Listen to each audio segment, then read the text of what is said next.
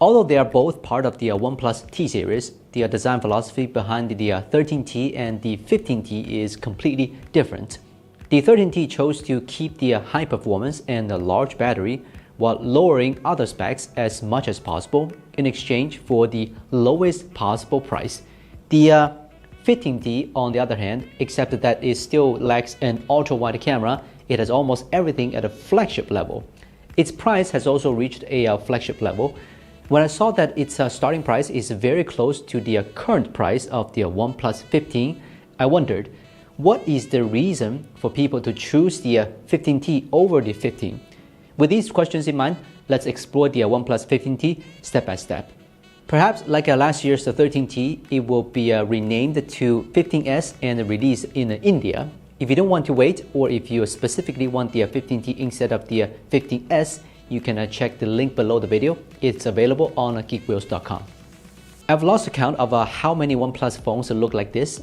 Anyway, aside from feeling smoother in hand, you can hardly find any difference between it and other OnePlus phones. Compared to the previous generation, it finally adds many missing features. For example, it now supports 50-watt wireless charging. The water and dust resistance rating has also finally reached IP68 and IP69K. The fingerprint sensor also has been upgraded to an ultrasonic one. Unfortunately, the USB still hasn't been upgraded to 3.0, which really shouldn't be the case at this price point. Although the thickness and the weight have slightly increased compared to the 13T, the 15T is still one of the best feeling phones in the OnePlus lineup. So, if you're someone who only considers compact phones, the OnePlus 15T will make your daily experience more comfortable. OnePlus T series phones have always been known for their excellent gaming experience. The 13T left a strong impression on us, and the 15T must defend the honor.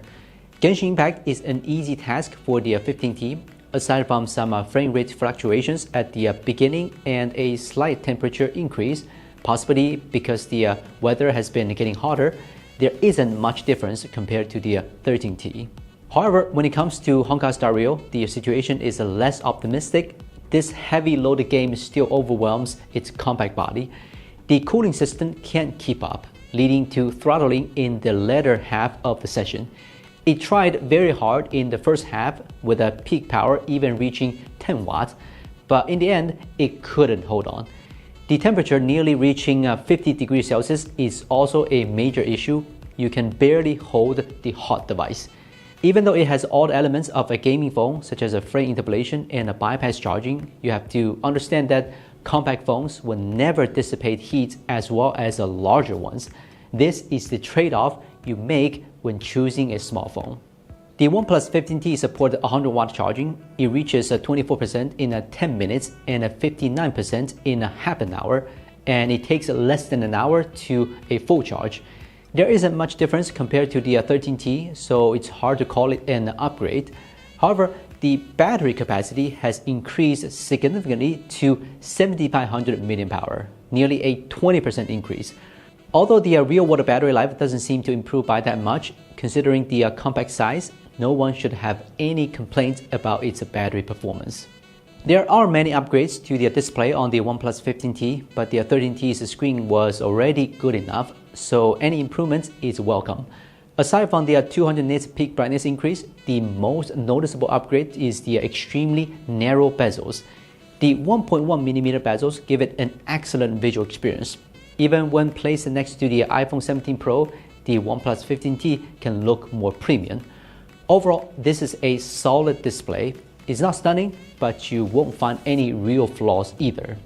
The OnePlus 15T still has only 2 cameras. If you want to capture wide-angle shots, you will have to rely on a panorama mode. If there are no moving subjects, the results are acceptable. But once there's the motion, multi-frame stitching errors are inevitable. I already complained about the lack of an ultra-wide camera last year, so I won't repeat it here. As long as you can accept a narrow field of view when recording videos, the 15T won't cause you any major issues. The main camera, as always, is excellent. The telephoto camera has finally been upgraded to the 85mm, fixing the issue of the 13T's short focal length. It performs well most of the time, even at night. However, the minimum focusing distance exceeding 30 centimeters is a bit disappointing. Although Oppo has taken away OnePlus's Hasselblad collaboration, there's still a mode called Master on the 15T. Photos taken in this mode look very similar to those shot with the Hasselblad Master mode. Sometimes the auto mode is overly saturated, and this mode can occasionally give you pleasant surprises. So what makes the OnePlus 15T a must-buy? If you like OnePlus, you could go for their flagship, the OnePlus 15, which might even be cheaper. If you prefer compact phones, the Xiaomi 17 next door with fewer shortcomings is also a good option. The meme I made for the 13T last year seems just as fitting for the 15T this year. Even if you really like the 15T, I would still recommend waiting for a price drop before buying it. DRAM prices are rising, but other components will gradually become cheaper, and the OnePlus 15T clearly is not yet at the right price to buy. Okay, we're from Gizmochina. We'll see you next time.